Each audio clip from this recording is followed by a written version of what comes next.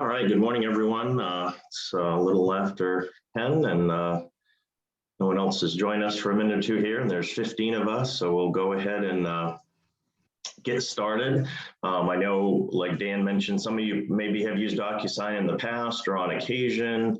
You're definitely going to find that it's probably best to use it going forward with our transition to zip forms as our compliance manager, which I hope will be somewhat of a smooth transition since we're all so used to zip forms already. I'm sure there'll be a million questions along the way, and I'm already learning a ton myself, but a couple more people joining us here that I need to admit. So far, so good, and we'll just keep, basically what we're doing. If you've got something that's pending, that's going to close out just the normal way in SkyScope. If you're, just not quite ready, you get a lot on your plate or whatever the case may be.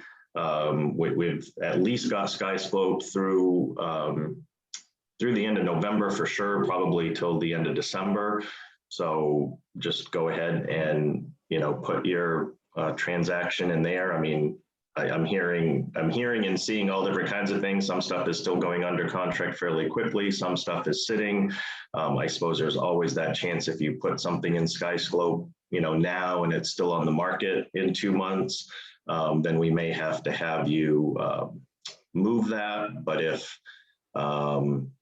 if you've been doing stuff in zip forms and doing stuff in Docusign, you probably already will have a lot of the stuff you need already in zip forms to make that work. And we'll definitely get a class. It's on my list to do today to set up an initial zip form class for those of you that want to get started. Working in there and doing your compliance, in there. So anyway, I'm going to go ahead and share my screen. Let's see here.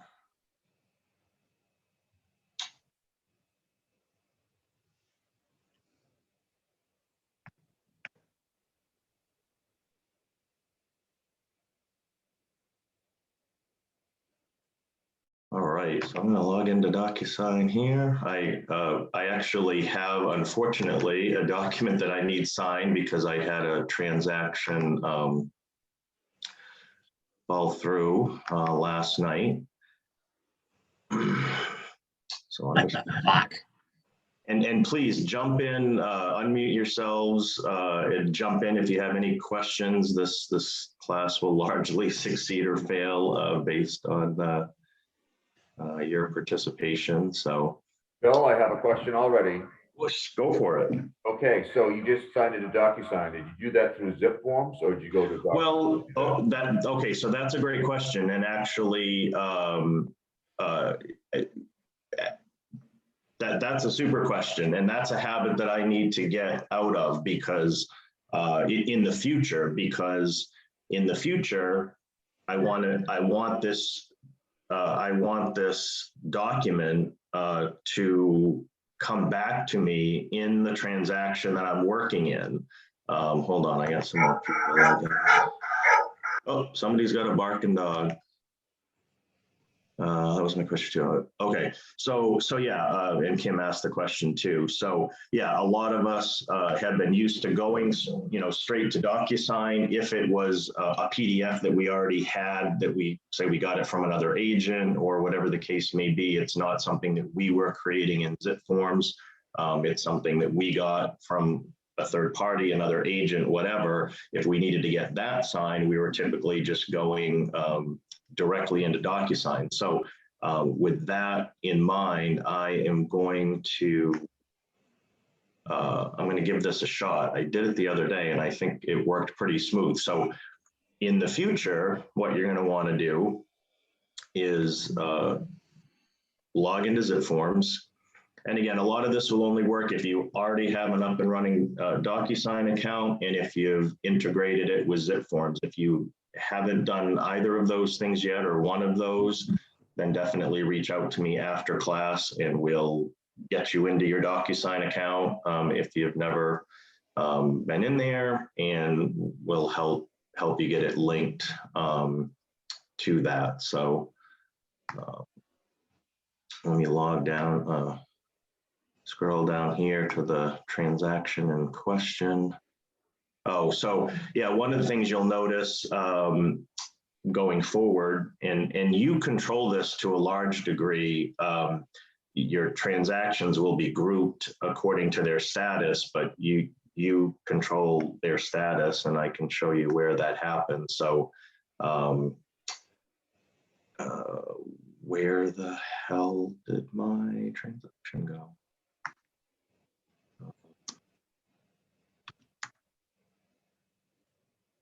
Oh, closed. Well, that's a mistake. It's not closed. I wish it was closed. So these buttons right up here, this is where you control the status of your transaction, and nothing really forces you to do anything when you change these statuses. So it's pretty easy to just click on another status, and now the transaction will appear in your list in that status. So going forward, you'll want to, as Kim and Dan sort of brought up, you're going to want to start in zip forms now. If you've been used to starting in Docusign, you're going to want to start in zip forms. You're going to want to go into the transaction in question and hit new e-sign. And that's going to bring you here. And if it, you probably wouldn't start here if it was, again, something that you were creating in zip forms. You would have been in that form or in that transaction already, but I'm going to add an external document and I'm going to browse for the document. And unfortunately, it's right here in termination of purchase and sale agreement. Holler if I go too fast or anything like that. And then I'm going to close this. So a little bit of information here. So you can certainly change this e-sign packet name. I don't usually modify that, but you certainly could. Your signing service, I believe it's going to default to whatever you use last. Zip Forms does have a signing program built in. It's called Digital Ink. I would definitely prefer you probably use Docusign just because you know, it's what we're all using and we can help you best. But if you want to try Digital Ink or you've used that before for some reason and you like it better, then go for it. So, so my document's already here. So I'm gonna hit next. And this is where now you can skip this and add your people in Docusign once Zip Forms migrates you over to there, but I would definitely encourage you to get in the habit of, you know, adding your sellers' email addresses and such here. And so just to clarify, there's been a lot of stuff in Zip Forms probably already that we had before that a lot of us weren't using. Perhaps a lot of us might not have been filling out certain pieces of information on the transaction summary or our client profiles or whatever. And in the future, that's going to become super valuable if you get in the habit of doing it, because then it'll just always be there, you know, for the entire history of the transaction. And even, you know, a lot of you are doing multiple transactions with the same client. So let me just sneak over here and grab my clients' email addresses since I've never bothered to add them in there.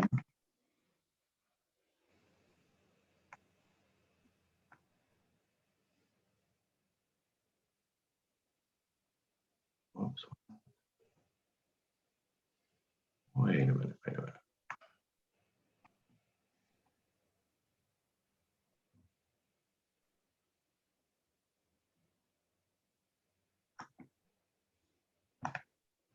What the that was pasting initially.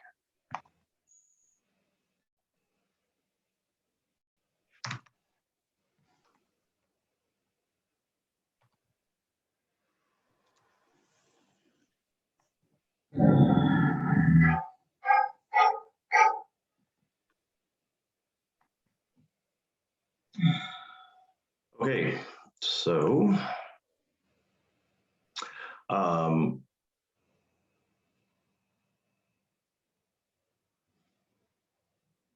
yeah, so I'm going to skip it for now, and maybe it'll be useful, but the Okay. agent should be showing up here anyway. Wow. But if you're Yes. not muted, hello? You talking to me, Bill? I don't know, whoever's dog's barking or someone's calling their dog, I don't know. Did someone have a question? Okay. So from here, this is where, now you can change the signing order here or whatever. I'm not going to, because I'm going to show you something that I think a lot of us do a lot, which will be helpful down the road. So at this point, when I hit next, it's going to integrate, move us over to the Docusign account. And from here, you can do more stuff. If you hit this little back arrow in the blue bar, now you're actually within Docusign. And if you hit this little left arrow here, it'll take you to the starting screen where maybe you would have started had you not started in zip forms. And from here, I just always kind of like to make a final review. I might be adding people who aren't necessarily a party to the transaction, or again, who I haven't added in zip forms as a contact, whether it be my assistant, title person, the other agent, whatever. But in zip forms, this, again, this is where you would add documents if you already started this, and then you're like, oh shoot, I wish I wanted to add another document. It's not too late. You can still do this. You don't have to start completely over. The set signing order is really useful, and you want to make sure, I think that, I feel that you use it, because if you don't set a signing order, then people further down the line in the transaction are going to be getting alerts, notifications on their phone, emails, which will allow them to view documents that maybe haven't been signed yet, or whatever the case may be. And you don't really probably want them getting those notifications or getting that document quite yet until it's signed. So you want to, definitely make sure that you have this signing order set up exactly as you want people to either sign or be able to view the document. Like, there's no reason for necessarily for your assistant to get it until it's fully signed. They don't need to get it after each person signs, or before anyone signs it. So so this is where you can, and this is also super useful. So by default, if you've got two signers, it's going to number them 1 and 2, which means Robin can't get this until Jonathan signs. Well, maybe Robin is a little quicker on the uptake, or she's sitting by her computer. Well, it would be useful if she could sign that as soon as she's ready. So you can make multiple people the same number, and then it's there ready for either one of them to sign. I can't believe I'm going to put this on recording, but I will. One of the things that you can do, and again, it's totally between you and your clients. I mean, if a husband or wife or partner or whatever gives their other partner permission to sign for them, just like maybe they would in real life or whatever, that's between you and them, so to speak. You have to know who you're dealing with, and if you can trust that, because you really don't know who's on the other end of the device anyway, if it's going to a separate email address. But if these two email addresses, in some cases I'm dealing with couples who share an account, so these two addresses could be the same for both, and then whoever's in control of that device at the time is going to get it. So again, you use that legally, sparingly, as you see fit. But it is certainly possible that can work that way. So now at this point, and this is just to save myself some time, so I'm going to add a recipient here, and I'm going to go back to my email. Oh, I guess I closed that so it wouldn't be beeping at me constantly. So this is where the other agent sent me this, and I've never, whoops, I didn't need to do that. I've never dealt with Nick before, I don't think, so he's not loaded into my Docusign account. Otherwise,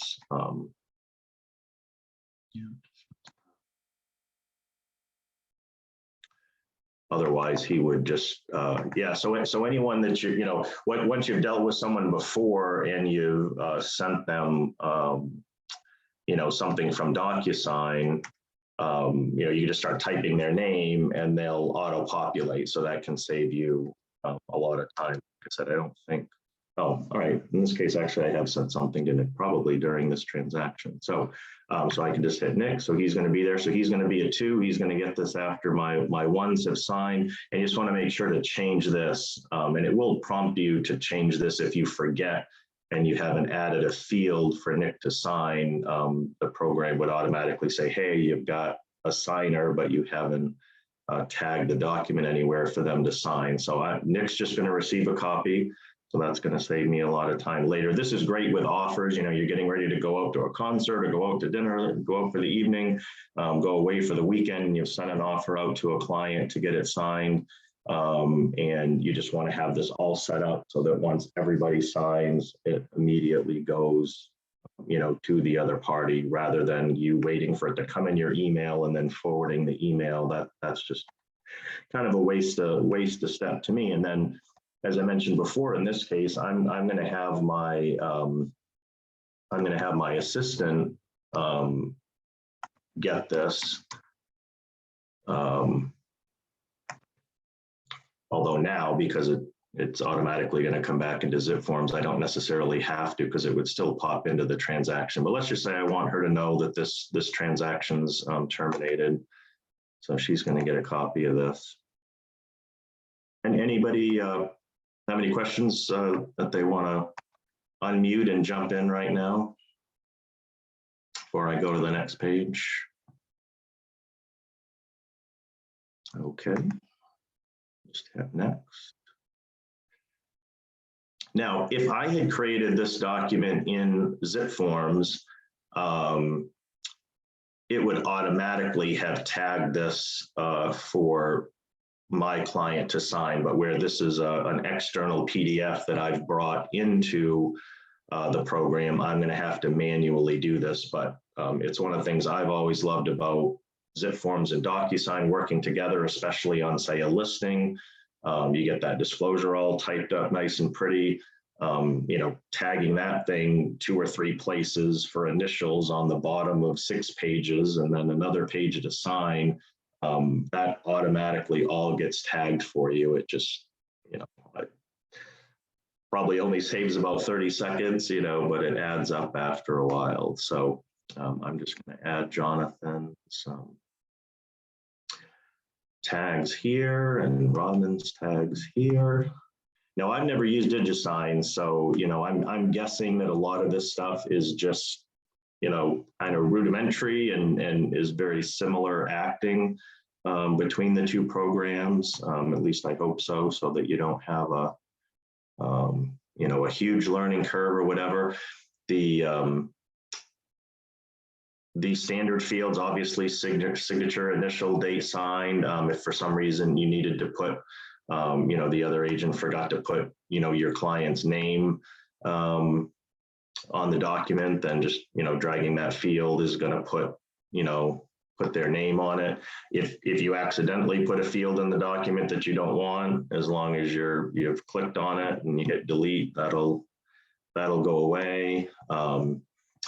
The text box is super useful for a couple things, I think, and you want to be really sure. So the box is bigger than the text, obviously. Where the word text appears in the box is where that text is going to appear. So you want to try to do your best to line that up on the line that you're using. And you also want to, if you go to the corner of this, you can make this box, you know, as big as needed. And then I guess probably I need to play with this a little. So I see that text is still, I don't know, does anyone know for sure, maybe through trial and error, you've had this happen? Is this the best way to line that up, or is that text not going to appear on that line? Nobody knows. I've seen that go all over the place. So I wonder, you know, what the perfect placement of that is. But in any event, you just want to make sure that you do make this box large enough, you know, for what you want to type in it. On occasion, I will, well, and I guess this is I guess once I put something in here. So let's say I want to cross something out. So something you can do, you could actually make yourself the first signer of a document. Let's say you need to edit it in some way, you need to cross something out, throw a new price in, change the, you know, offer good until date, or change the earnest money amount. You can actually use this text block to, you know, X out something, and then use another text box to enter the correct information. So I'll tend to hit my cap lock and use, you know, like, you know, capital X's to cross something out. Okay, so this is probably what I meant to do, as far as you just want to make sure that what you've put in that, you can kind of see where the box is, you know, way bigger than the text field. But if you actually do put text in there, you can see where it's actually gonna show up, and then you can kind of clean that up a little. And if you don't have enough X's, you can just click in the box again and add a couple, and you know, and then I could add another text box and, you know, say, put in a new price. You know, if I wanted. you know, you have a strikeout. There's a strikeout thing that you can do instead of X's. Where's the strikeout? I'm sorry. Go to the little pen tool on the left-hand side. Yep. Oh, okay. I've never actually I think used there's that. a line. You can do the line. Oh, okay, the line. Okay, to strike something out. Okay, that's cool. Way better. Great. Thank you, Stephen, for that suggestion. What else is here? I guess that's about it. I have no check box is good. I'll tell you, and I'll warn you on this one, guys. And this is where you might want to make yourself the first signer before you send something out to a client. Or I guess you could make yourself the last signer, but the checkbox field is not a mandatory signing field. So if you add that to, say, a lead paint form under the option that you know your clients want, if they're not paying super attention and know to look for that, the program is not going to prompt them to check whatever box off that you've tagged. So a lot of times I end up having to do that myself, either before it goes out to the client. Like I said, I make myself the number one, make the client number two, and check that box off. So I don't know why. It's something, if I can ever talk to someone from Docusign, I'll ask, because it seems a little crazy that field is not a mandatory field. But so yeah, I think the strikeout line would be better, only because then you could see clearly what it was before. But if you did want to completely obliterate it and to make it, you know, not visible, then I guess the X's might be useful. So whatever, yeah. So these little tabs here, custom fields, I've never actually used those. So let me get rid of these, because this is actually going to go out to my client when I'm all done, and I don't want to have any class practice stuff on there. Complete side note, I see these termination of purchase and sales agreements a lot when I shouldn't see them, because this language, if you'll notice, this language is verbatim in the earnest money release form. And I'm seeing a lot of situations where, and a lot of times it's coming from other companies. And if that's the case, don't bother getting into an argument with an agent from another company. Just go ahead and have your client sign both. Some companies may actually be teaching their agents to use both, but I think it's it's totally duplicative when it's not needed. But this language is again verbatim in the earnest money release form. So you don't need both if you're using an earnest money release form. This is a case where the agent was going to get the earnest money at the inspection, and the clients decided to terminate essentially immediately after the inspection. So, and it was because they didn't like the neighborhood. The inspection came out awesome, but apparently they decided they didn't like the neighborhood, which is ridiculous. But anyway, so all I got in this case was a termination. But let's see if there's anything else. Yeah, I don't think there's any other fields. Any questions on this part? Check chat real quick. That part looks the same. All right. I don't see anything in the chat I need. So I'm going to go ahead and go back here for a second and upload a couple other forms, just because I know it's going to prompt me to think of some tips that I wanted to cover. But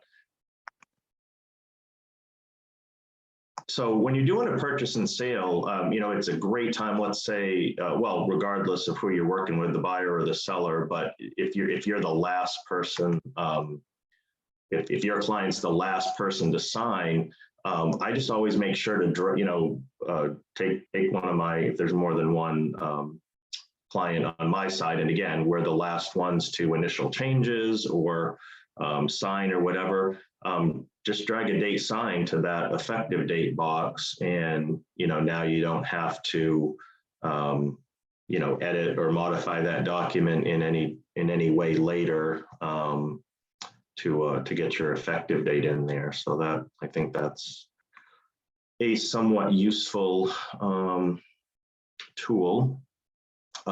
We did have literally a situation the other day. You want to make real sure. We had a case where a price was getting, well, let me start from the beginning. An offer was made, a typo was made on the offer price.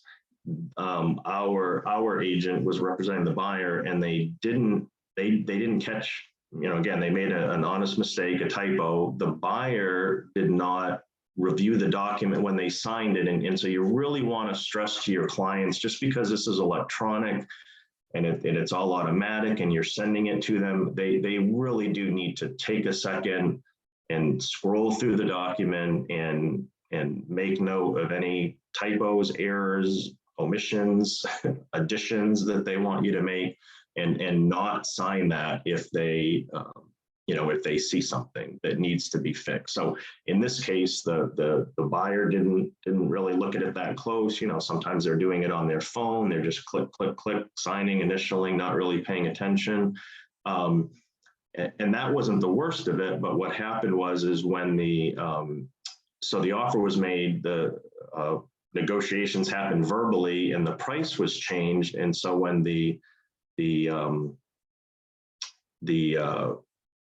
listing agent sent it back, they had their, oh, I take it back, the price wasn't changed, the earnest money amount was changed. And the listing agent had his seller's initial over here, well, kind of over here on the side regarding the price, but with the initial field, they blocked the price. And I don't believe they did it on purpose. I believe it was just kind of poor placement. In fact, it was kind of like this. It just blocked the first number of the price. And it just added to the mistake not getting noticed, I think, by all the parties in the transaction until it got a few weeks down the road to closing, and a closing statement came out. So just be real careful, you know, where you're placing your fields, and that you're not you know, accidentally covering up any transaction information that's important. So anyone want to jump in with a question as we continue to go through this? I'm not sure. Bill, sometimes I'll get documents that need to like circle here, and I happen to be able to do that like in Adobe, but is there a way to circle in DocuSign? Does anybody know? And why would you be circling something? Well, like if there's a broker, like a seller or a buyer questionnaire from a title company, and they say circle yes or no, and if I'm helping my Oh, I client, see. Yeah. Unless someone else knows why, I don't know how to do that. I actually usually cross out the option that it's not. oh, okay. I'll just use the strikeout feature or Yep, that. yeah, somehow just strike out the other option. Yeah. But that's a good question. Yeah, that would be a useful. Oh wait, yeah, I don't know if there's a highlight either. That's kind of like. Yeah, I don't think there is a highlight. Yeah, that would be a good feature. If I you, would just do the check mark. Oh, yeah, okay. check mark or or strike out the option that you don't want. But yeah, those are great questions, guys. Adobe does have. I mean, I know we're all going for the the free Adobe Reader version, but Adobe does have. I want to say it might be. I think I've got a license for 2 or 3 people, and I think that's only $15 a month. But if you get the Adobe Professional version, there are so many things that you can do in a PDF, whiting out stuff, highlighting stuff, converting the PDF to a Word document, so you can completely edit and create your own document from a PDF. So definitely. Not a paid commercial spokesman, but definitely the professional Adobe program is worth every penny. Let's see what else I wrote down here.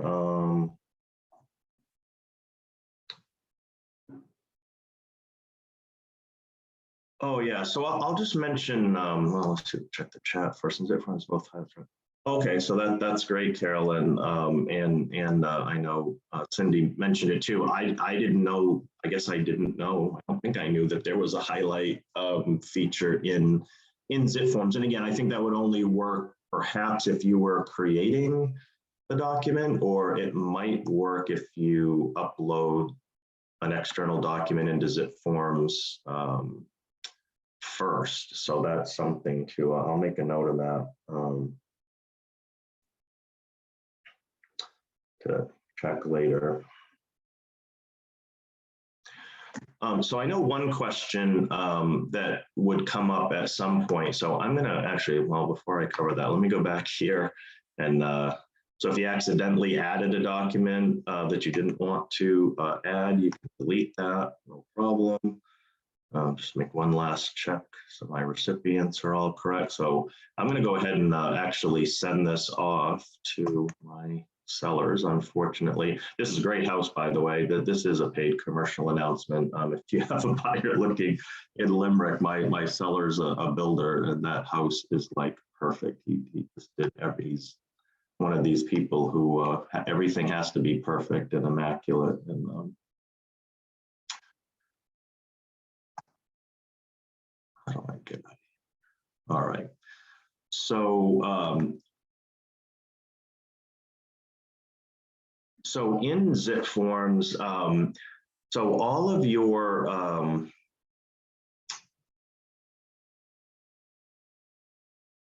transactions have a transaction ID. I was never a big fan of doing this. I know a lot of you did it, which is fine if you want to continue doing it. If I had an external document that I wanted to put in my transaction, I would always scan that to myself if it happened to already be printed. If you're getting a PDF by email, I'm not picking on anyone, and definitely no names, but I have known agents in the past. They would get a document by email and then they would print it so they could scan it for themselves. So if you ever have a document on your computer in your email, you can print that to PDF. On your computer, you could save it on your computer. You don't have to print it to rescan it. But I know some agents would like to scan, say they already had a printed document that they got somehow, and they like to scan that directly to the SkyScope address so that it would pop in the transaction. I always preferred to scan that to myself. So maybe I'm running out of the office or whatever the case may be. I want to make sure that I got it and that I didn't make a typo. Plus, I just hated typing in the SkyScope email address for the transaction. So I would just quickly scan it to myself and then save it on my computer. Now I have a hard copy of the document. And then I would upload that into SkyScope. But for those of you who do like to do that, or if you have some other reason, maybe you want to, well, again, I can't think of all the uses that you might do it for, but every transaction does have a transaction ID, and this is what the address would look like. So if you wanted to make note of that for a particular transaction, then certainly, that document, a document emailed to that address would show up in your transaction. So that might be useful to some of you. Let's see.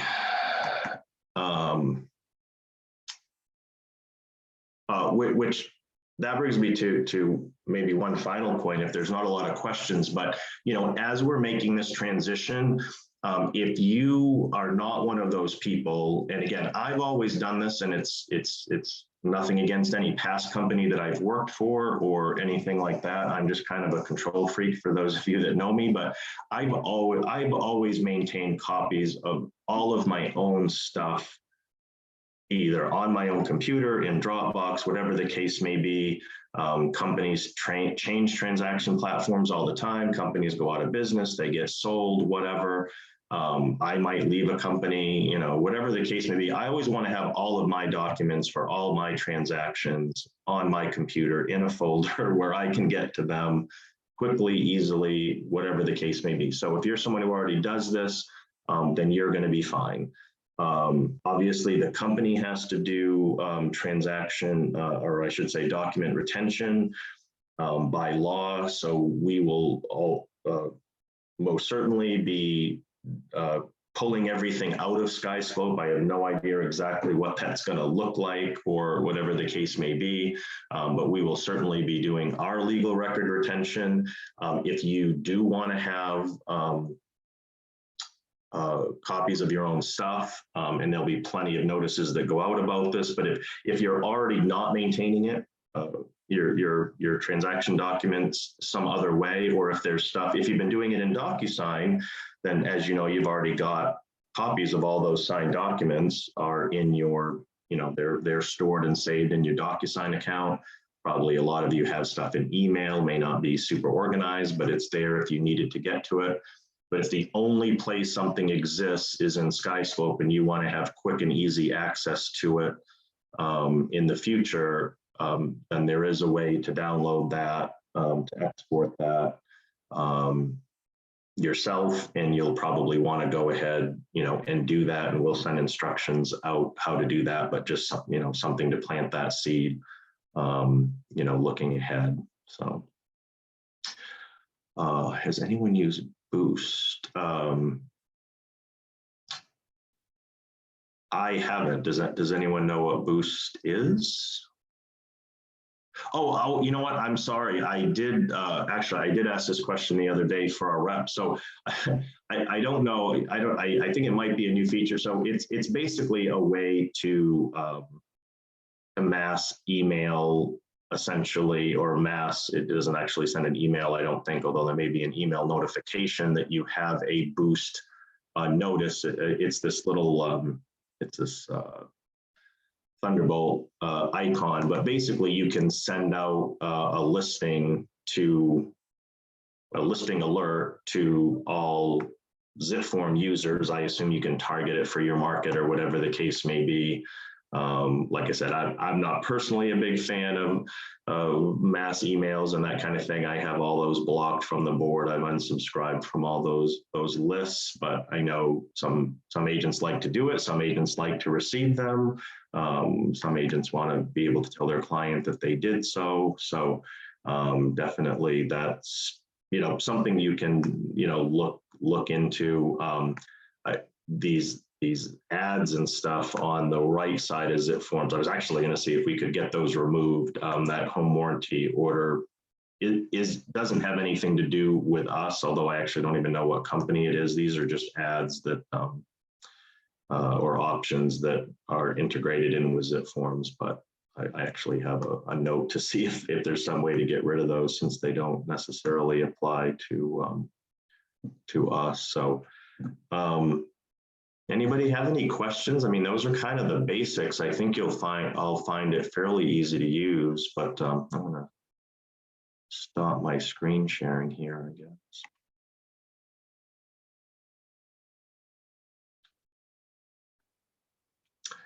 Any questions I missed? Anything? Zip form or Docusign related is fine. We could throw some zip form questions in here while there's so many of you here. Okay, well, it's Wednesday, it's hump day.